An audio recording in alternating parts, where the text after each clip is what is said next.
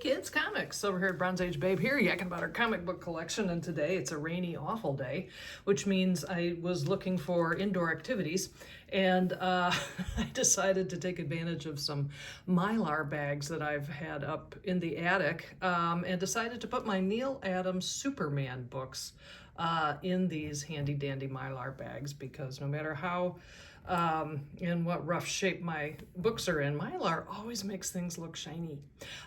This is Superman number 204, and it is the first Neal Adams cover for the Superman title that ever appeared, and boy howdy, you can see the difference between this and like the Superman, that 80-page giant back there.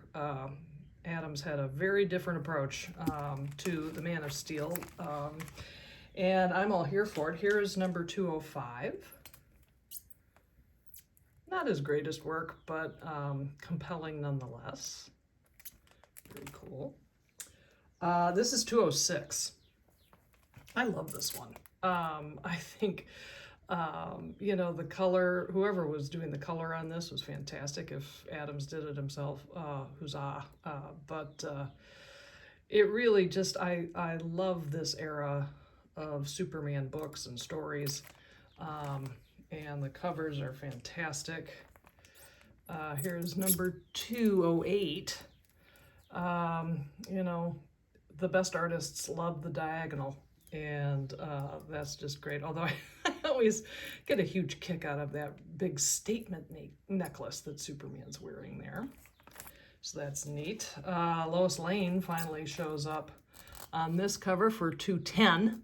Again, working the diagonals, but just really nice looking book. And I have to say, most of these books in my collection are in really decent shape. And I would love to tell you where I found them and how much I paid for them, but when you spend 40 years putting together a Superman collection, I couldn't tell you. Although, and here's number 213. Very famous Neal Adams cover for Superman. I think one of the reasons some of these books are in really decent mid-grade, higher mid-grade condition is because at the time I was buying them, no one was collecting Superman. So I think I benefited from that.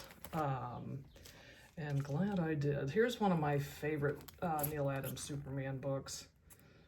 This is number 214, and as I've said before, if you've got Superman and ghosts, I'm all there.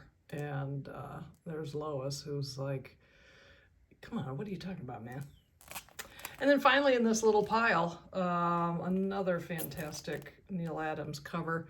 This is from Superman number 215, one of these great imaginary Lois has died stories. And here's what happens when you let a single father dress his daughter all by himself.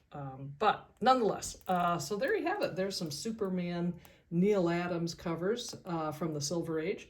Thanks so much for stopping by. I'll see you next time.